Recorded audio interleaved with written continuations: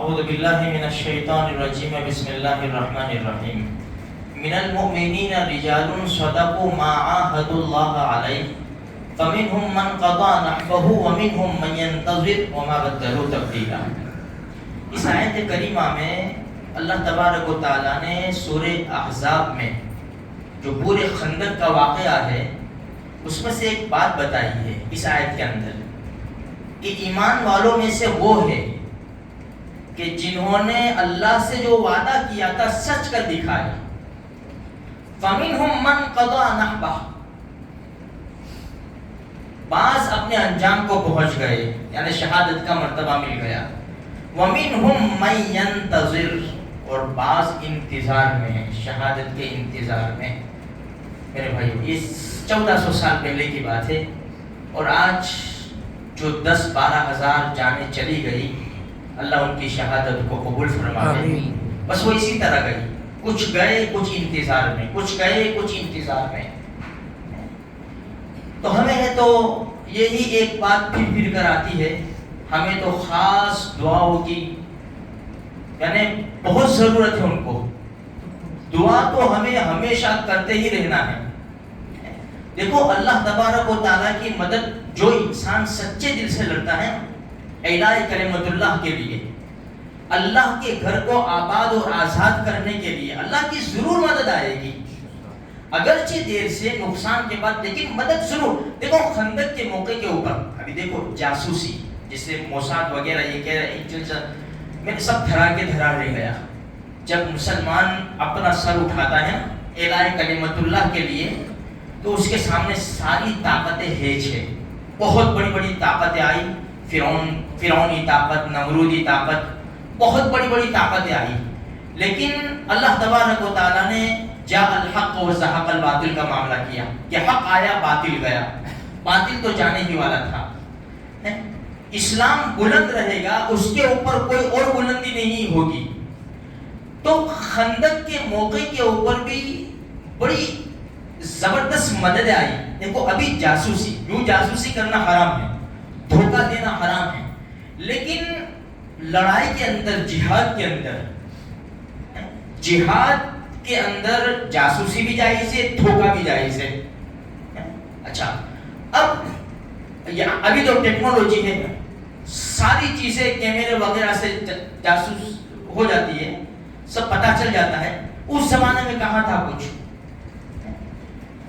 اچھا جاسوسی کرنے جانا ہو تو ان کے لشکر میں جانا پڑے، کس کی ہمت ہوگی بھائی؟ یہاں سے کہے خالی اللہ حفاظت فرمائے تو مثال کے لیے پتھر مارا ہوتا، جب دیکھا نہیں جانا نکل کے پولیس ہے،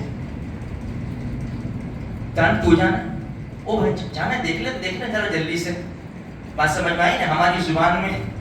خیر تو یہ زبردست کام ہے میرے بھائیوں۔ اب یہاں ایک مسئلہ آیا کہ بھائی یہ جو خندق کھودی گئی ہے، اس پار ہم ہیں اس پار وہ ہے، تو ان کے حالات ابھی کیا ہے، کیسے پتا چلے؟ تو نبی کریم صلی اللہ علیہ وسلم نے ارادہ فرمایا کہ ایک آدمی کو اپنے صحابی کو بھیجے وہاں پر اور حالات معلوم کرے۔ لیکن حالات صحابہ کرام کے ایسے زبردست تھے، ٹھنڈی سخت تھی، دانت بج رہے تھے، کپڑے کم تھے، ایک کپڑے میں کوئی، آدھے کپڑے میں کوئی، سکر کے سوئے ہوئے تھے۔ اللہ کے رسول نے ایسی رات میں، ٹھنڈی والی رات میں اعلان کیا، کون ہے جو دشمنوں میں جا کے دشمنوں کی خبر لاوے؟ اب کس کی ہمت ہوئے میرے بھائیوں؟ ہمت تو یعنی ان کے پاس طاقت نہیں تھی کہ اٹھے ٹھنڈی کے اندر۔ 3 مرتبہ اعلان کیا۔ تو حضرت حذیفہ رضی اللہ تعالیٰ عنہ خود فرماتے ہیں کہ اللہ کے رسول نے چکر لگایا، میں دیکھ رہا تھا اور مجھے ڈر تھا کہ میرا نام نہ لے لے۔ اب چکر لگاتے ہوئے میرے پاس آئے، کون؟ حذیفہ؟ ہاں یا رسول اللہ۔ جب اللہ کے رسول نے کہہ دیا لبیک یا رسول اللہ صلی اللہ علیہ وسلم، حذیفہ اٹھ اور دشمنوں میں جا کے خبر لے کر آ۔ بس خلاص اللہ کے رسول نے کہہ دیا پتھر کی لکیر، اب کچھ بھی ہو جائے مجھے یہ کام کرنا ہے، اور وہ بھی خوشی کے ساتھ۔ یہ ہمیں تعلیم دیتی ہے، اللہ کے رسول کی عزت احترام دیکھو، ہم वैसे ही छोड़ देते हैं ना, सुन्नत में सुन्नत है यार, छोड़ देते वैसे ही। नमाज मेरे नबी की आंखों की ठंडक, छोड़ देते हम लोग। फरमाया हजरत हुज़ैफा फरमाते एक चादर थी, मैं खड़ा हो गया, जब खड़ा हुआ तो दांत बज रहे थे, ठंड बहुत ज्यादा थी। अल्लाह के रसूल सल्लल्लाहु अलैहि वसल्लम ने एक रिवायत में ये है कि दुआ दी, अल्लाह हुज़ैफा की आगे से पीछे से दाएं से बाएं से मदद फरमा।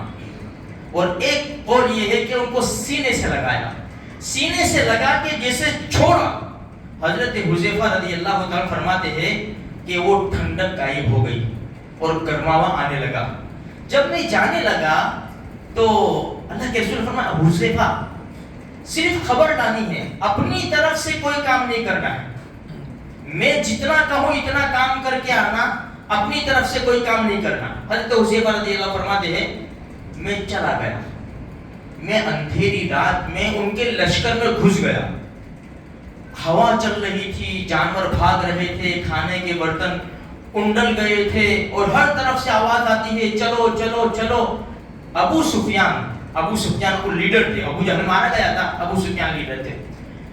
तो उन्होंने अचानक ऐलान किया कि देखो कोई जासूस तो नहीं आया, हर एक साथी अपने साथी का हाथ पकड़ ले गए।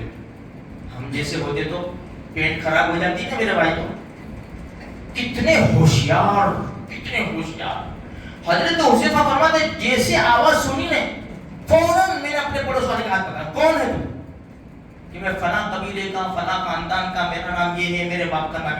ठीक है, अपने बादशाह का ऐलान था इसलिए मैंने तुझे पूछ लिया। अब वो तो पूछ नहीं सकता, इतनी जबरदस्ती जोश के साथ पूछ लिया, यानी बात खलास हो गई।